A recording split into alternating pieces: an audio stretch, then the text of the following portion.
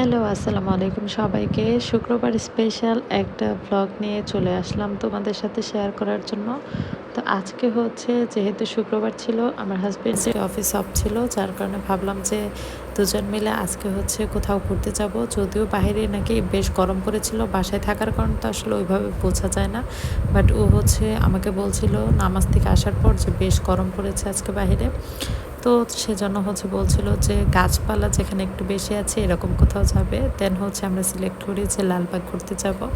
তো লালবাগে হচ্ছে আমি ভেবেছিলাম যে আজকে একটা থ্রি পিস পরে যাব, বাট ও আমাকে বলছিল শাড়ি পরো। বাট শাড়ি পরে যাওয়ার পর তো ভীষণ রকমের গরম লাগছিল, যার কারণে আমার মুডটা বেশ অফ ছিল, দেখাই যাচ্ছে ভিডিওতে।